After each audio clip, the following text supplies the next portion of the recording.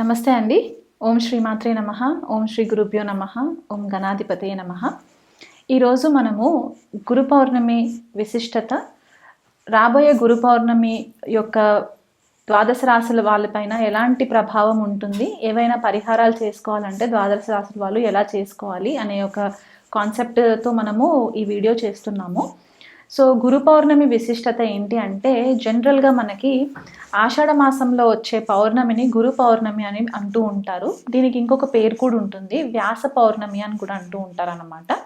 జనరల్గా మనకి తెలిసింది ఏంటి అంటే, స్క్రిప్చర్స్ ప్రకారము నారాయణుడు వ్యాస మహర్షిలాగా అవతారం ఎత్తి మానవ రూపంలో మనకి వేదాలని రచించి మానవాళికి ఎంతో మేలు చేసిన మంచి రోజుగా కూడా మనము చెప్పుకుంటూ ఉంటాం అన్నమాట. వ్యాసుడు పుట్టినరోజు అని కూడా కొంతమంది చెప్తూ ఉంటారు. సో ఈ గురు పౌర్ణమి విశిష్టత ఏంటి అంటే, మనకి మొట్టమొదటిగా వ్యాసుడిని గురువుగా కూడా మనము భావించి వ్యాస మహర్షికి పూజలు కూడా చేస్తూ ఉంటారు కొంతమంది కొన్ని ఆలయాలలో.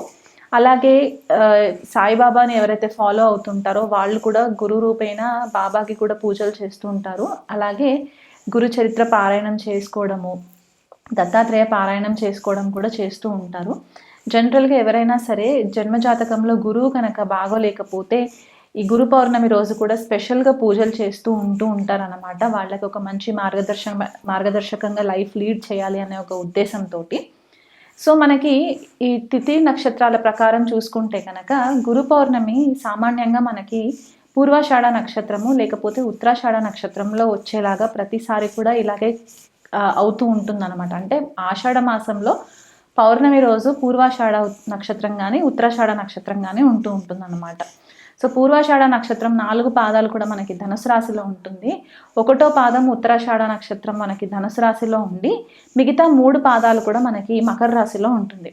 సో జనరల్గా మనకు ఒకటి గుడ్డి గుర్తుగా మనం ఎలా పెట్టుకోవచ్చు అంటే, ఆషాఢ మాసంలో వచ్చే పౌర్ణమి మనకి ఈదర్ మనకి ధనుసు రాశిలో ఉన్న పూర్వాషాఢ నక్షత్రము లేదా మకర రాశిలో ఉండే ఉత్తరాషాఢ నక్షత్రం పడినప్పుడు మాత్రం మనకి ఈ గురు పౌర్ణమి వచ్చే విశిష్టత కనిపిస్తూ ఉంటుందన్నమాట. అయితే మనకి జనరల్గా ఏమో అంటారంటే, ఈ 2 నక్షత్రాలు కూడా ఎలాంటి ఆబ్స్టికల్స్ ఉండి మనకి అసలు పనులు అవ్వట్లేదు, మనము ముందుకు వెళ్ళట్లేదు అని అనుకున్నప్పుడు ఈ నక్షత్రాలు మనకి సామాన్యంగా విజయవంతంగా మనకి సక్సెస్ని తీసుకువచ్చే నక్షత్రాలు అన్నమాట. అంటే ఎంత కష్టమైనా సరే అల్టిమేట్గా మనకి సక్సెస్ అనేది మాత్రం ఖచ్చితంగా ఈ నక్షత్రాలలో రావడానికి ఆస్కారం ఉంటుంది. ఈ పూర్వాషాఢ నక్షత్రము యొక్క విశిష్టత ఇంకోటి ఏంటి అంటే, చాలా రెబెలియస్గా ఉంటారు వీళ్ళు. స్ట్రాటజీ ఫాలో ఎక్కువ అవుతూ ఉంటారు, స్ట్రాటజీ ప్లానింగ్ చేసుకుంటూ ఉంటారు. దానికి అల్టిమేట్గా ఏమవుతుందంటే వీళ్ళకి సక్సెస్ రావడానికి చాలా హెల్ప్ అవుతుంది. అదే ఉత్తరాషాఢ నక్షత్రం కనుక తీసుకున్నట్లయితే కనుక వీళ్ళు చాలా బేస్ లెవెల్లో నుంచి స్టార్ట్ చేసుకొని అల్టిమేట్గా ఒక మెట్టుపై మెట్టు ఎక్కుకుంటూ వీళ్ళు అల్టిమేట్గా సక్సెస్ లీడ్ చేయడానికి కూడా మనకి హెల్ప్ అవుతుందన్నమాట. ఉత్తరాషాఢ నక్షత్రం చాలా రెబేలియస్ ఎనర్జీ ఉంటుంది వీళ్ళకి, పట్టు వదలని విక్రమార్కుడిలాగా ఫైట్ చేస్తూ ఉంటారనమాట. సో ఈ 2 నక్షత్రాల విశిష్టత అది. అలా కాకుండా మనకి ధనుసు రాశి మనకి ఇంపార్టెన్స్ ఇక్కడ ఏమవుతుందంటే, కాలపురుష కుండలిలో మనకి 9వ స్థానము లేదా భాగ్యస్థానం అని చెప్తూ ఉంటాము. అండ్ గురు బృహస్పతి రూల్ చేసే ఒక రాశిలాగా కూడా చెప్తూ ఉంటాం అనమాట ధనుసు రాశి. సో ఇక్కడ మనకి మెయిన్గా టీచింగ్స్ ఏం కనిపిస్తాయంటే, గురువు యొక్క ఆశీర్వాదము లేదా తండ్రి యొక్క ఆశీర్వాదము, గురువు కానీ తండ్రి కానీ వాళ్ళు మనకి ఒక మార్గదర్శకమైన బాటలో మనకి నడిపించడానికి వాళ్ళు నేర్పే మంచి మాటలు, మన ధర్మానికి సంబంధించి మతానికి సంబంధించి ఏవైతే మనకి నైతిక విలువలు ఉంటాయో అవన్నీ కూడా మనకి ధనుసు రాశి నుంచి ఉంటాయి అన్నమాట. అలా కాకుండా ట్రెడిషనల్గా అంటే ఒక పద్ధతి ప్రకారంగా ట్రెడిషనల్ వాల్యూస్ ఏవైతే మనకి ఉంటాయో అవి, స్క్రిప్చర్స్ మనకి క్లాసికల్ స్క్రిప్చర్స్ ఏవైతే ఉంటాయో, శాస్త్రాలు ఏవైతే ఉంటాయో, లేకపోతే హయ్యర్ లెర్నింగ్ మనం ఏదైతే ఇంకెక్కువ స్థాయిలో చదువుకోవాలి, మనకి జ్ఞానం అర్జితం చేసుకోవాలనుకునే వాళ్ళు ఎవరైతే ఉంటారో ఇదంతా కూడా మనకి ధనుసు రాశిలో నుంచి ఎక్కువ మట్టుకు మనకి కనిపించే ఛాన్సెస్ ఉంటాయి అన్నమాట. అదే మకర రాశి ఉత్తరాషాఢ నక్షత్రం అని చెప్పేసి అనుకున్నాం కదా, అక్కడికి వచ్చేసరికి ఏమవుతుందంటే శని రూల్ చేస్తారు మకర రాశిని. సో ఇక్కడ ఏమవుతుందంటే చాలా స్ట్రాటజిక్గా, చాలా ఓర్పుతో, డిసిప్లిన్తో మనకి ఈ ఒక్కొక్క స్టెప్ వేసుకుంటూ వెళ్ళడానికి ఉంటుంది. ఇప్పుడు ఇక్కడ ధనుసు రాశికి వస్తే మనకి ధర్మబద్ధంగా ఎలాగైతే ఉంటామో, మకర రాశికి వచ్చేసరికి న్యాయబద్ధంగా మనము లైఫ్ లీడ్ చేయడానికి, సక్సెస్ ఓరియంటెడ్గా ఉండడానికి, మనకి ఎథికల్ మారల్ వాల్యూస్ ఉండడానికి కూడా మనకి చాలా మట్టుకు ఈ నక్షత్రాలు హెల్ప్ చేస్తాయి. సో గురు పౌర్ణమి రోజు మనకి ఈ విశిష్టత ఉంది కాబట్టి ఎవరైనా సరే మీ లైఫ్లో మీకు గురువులు తారసపడట్లేదు, లేకపోతే మీకు ఒక లైఫ్లో డైరెక్షన్ లేదు అని అనుకున్న వాళ్ళు ఎవరైనా ఉంటే గనక ఈ ద్వాదశ రాశుల్లో మీకు గురువు బ్లెస్సింగ్స్ రావాలని చెప్పేసేసి మీరు దగ్గరలో ఉన్న ఏవైనా టెంపుల్స్కి వెళ్ళి మీరు పరిహారాలు చేసుకోవడానికి కూడా మీకు హెల్ప్ అవుతుంది. అలా కాకుండా మనకి జనరల్గా గురువు 8 రకాలుగా చెప్తూ ఉంటారు. అంటే మనకి 8 రకాల గురువులు ఉంటారన్నమాట.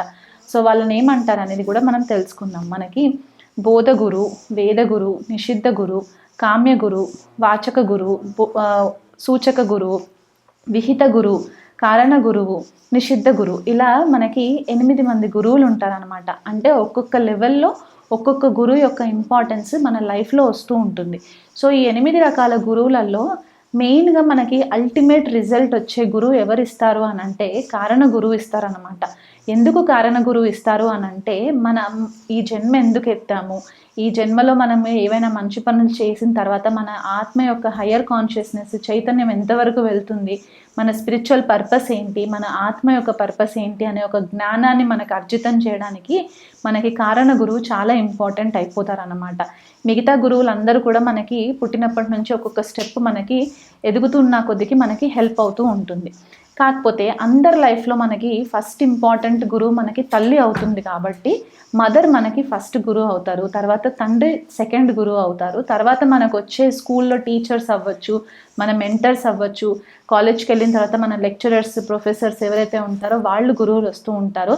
ఆధ్యాత్మిక మార్గంలో ఉండే గురువులు వేరే రకంగా ఉంటారు కాబట్టి ఈ గురువు రూపేణ మనకి అందరి నుంచి మనకి ఏవైనా మంచి మాటలు నేర్చుకోవడానికి, మనలో ఉన్న చీకటిని తొలగించి లైఫ్ని ఒక వెలుగులోకి తీసుకెళ్ళడానికి గురువు యొక్క ప్రాముఖ్యత చాలా ఇంపార్టెంట్ ఉంటుంది. కాబట్టి ఈ గురు పౌర్ణమి విశిష్టతని బట్టి ద్వాదశ రాశుల వాళ్ళకి ఎలాంటి పరిహారాలు చేసుకుంటే బాగుంటుందో ఈ వీడియోలో చెప్తాను. మకర రాశి వాళ్ళకి గురువు తృతీయాధిపతి, వ్యయాధిపతి అవుతారు. స్వతహాగా గురుబలం ఇక్కడ లేనట్టే మనం చెప్పుకోవచ్చు అనమాట. మకర రాశి వాళ్ళకి గురువు అంత ఫేవరబుల్ రిజల్ట్స్ ఇచ్చే గ్రహంగా మనం చెప్పుకోవడానికి వీలేదంటే, చాలామందికి అనిపిస్తూ ఉంటుంది ఏంటంటే గురువు శుభగ్రహం కదా, మరి మాకెందుకు ఇలా ఉంటుంది అని అంటే, ఆ పర్టిక్యులర్ రాశికి కానివ్వండి, లగ్నానికి కానివ్వండి, దుష్టాన హౌజెస్ని రూల్ చేస్తున్న గురువు ఏంటి అంటే ఆ దశ అంతర్దశలు వచ్చినప్పుడు అంత ఫేవరబుల్ రిజల్ట్స్ ఇవ్వరన్నమాట. ఎందుకంటే మరణకారక స్థానానికి గురువు అక్కడ లార్డ్షిప్ వచ్చింది కాబట్టి తోబుట్టులతో డిస్టర్బెన్సెస్ రావడము, లేకపోతే ఎడ్యుకేషన్లో కొద్దిపాటిగా బ్రేక్స్ రావడము, కమ్యూనికేషన్ విషయంలో కొద్దిగా కాన్ఫిడెంట్గా కమ్యూనికేషన్ చేయకపోవడము, అందులో మకర లగ్నము శని రూల్ చేస్తారు కాబట్టి వీళ్ళకి ఈజీ సక్సెస్ అనేది కూడా కొన్నిసార్లు మనకి కనిపించదు. చాలా హార్డ్ వర్క్ చేసి సిన్సియర్గా వీళ్ళు ఫాలో అయినట్లయితే కానీ ఆ స్ట్రగుల్స్ వీళ్ళకి ఒక విక్టరీ తీసుకురావడానికి పాసిబిలిటీస్ కనిపించవు. దశ అంతర్దశలు వచ్చినప్పుడు ఒకవేళ ఇదే మకర రాశిలో లగ్నంలోనే గురువు ఉంటే కనుక, అంటే ఇక్కడ తృతీయాధిపతి, వ్యయాధిపతి లగ్నంలో ఉంటే ఏమవుతుందంటే నీచను అందుతారు మకర రాశి వాళ్ళకి. సో అక్కడ ఏమవుతుందంటే దశ అంతర్దశలు వచ్చినప్పుడు గురువు ఒక స్థాయిలో, ఒక మంచి స్థాయిలో ఉన్న తర్వాత సడన్గా కింద పడిపోవడం, అది కెరియర్ విషయంలో అవ్వచ్చు, ఫైనాన్షియల్ అవ్వచ్చు, లేకపోతే మ్యారిటల్ విషయంలో కూడా కొద్దిపాటిగా వీళ్ళకి డిస్టర్బెన్సెస్ రావడానికి కూడా మనకి పాసిబిలిటీస్ కనిపించే రీజన్స్ ఉంటాయి అన్నమాట. అలాంటి కేసెస్ కూడా మనము కొన్ని హారోస్కోప్స్లో చూడడం జరుగుతుంది. లేకపోతే కొన్నిసార్లు ఏమవుతుందంటే శని మహాదశలో ఉండి గురువు అంతర్దశ ఉంటే కనుక అది మనకి దశాచిత్రం అవుతుంది. కాబట్టి ఆ సమయంలో కూడా కొద్దిపాటిగా మకర రాశి వాళ్ళకి ఇబ్బంది పెట్టే పరిస్థితులు కూడా మనకి కనిపిస్తూ ఉంటాయి. కాబట్టి ఒకవేళ గురువు వక్రించి ఉన్నా, నీచనొందినా, లేకపోతే పాపగ్రహాల దృష్టిలో ఉన్నా, యుతిలో ఉన్నా కనుక మీరు రెగ్యులర్గా గురువుకి అభిషేకాలు చేయించుకోవడము, గురు పారాయణం చేసుకోవడము, Anulom Vilom practices every single day మీరు చేసుకున్నట్లయితే కనుక మీకు గురువు బ్లెస్సింగ్స్ ఉంటాయి. ఇంట్లో ఛాన్సెస్ ఉంటే కనుక మీకు పెరడు లాంటిది ఏదైనా ఓపెన్ స్పేస్ ఉంటే అరటి చెట్టుని నాటే ప్రయత్నం చేయండి. అరటి చెట్టు మొదలు దగ్గర మీరు ఖచ్చితంగా ఆవు నెయ్యితో ఉదయం సాయంకాలం దీపం పెట్టండి. గురు హోరాలో పెట్టుకుంటే ఇంకా మంచి రిజల్ట్స్ వస్తాయి. అండ్ వీలైతే దగ్గరలో ఉన్న ఆలయంలో గురువారం రోజు కనుక మీరు శనగలు దానం ఇవ్వడము, కిలోంబావు శనగలు with yellow colour blouse piece తీసుకెళ్ళి పూజకి కావాల్సిన వస్తువులు, ఎల్లో కలర్ ఫ్రూట్స్ ఉన్నా, లేకపోతే స్వీట్స్, బేసన్ లడ్డు ఇలాంటివి, లేకపోతే ఇంట్లో లడ్డూలు తీసుకెళ్ళినా కూడా అది ప్రసాదంగా పెట్టి శనగలు దానంగా పెట్టినట్లయితే కనుక మీకు మంచి గురు బ్లెస్సింగ్స్ వస్తాయి. మీ లైఫ్లో మీరేం చేస్తారంటే, ఎవరైనా మీకు బాగా నమ్మకం కలిగిన గురువులు ఉంటే కనుక వాళ్ళని ఒక్కరిని మీరు గురువుగా భావించి వాళ్ళు చెప్పే ప్రతి ఒక్క సజెషన్ని మీరు కనుక సిన్సియర్గా ఫాలో అయినట్లయితే కనుక మీకు గురువు యొక్క బ్లెస్సింగ్స్ ఉండడానికి మీకు పుష్కలంగా ఛాన్సెస్ ఉంటాయి.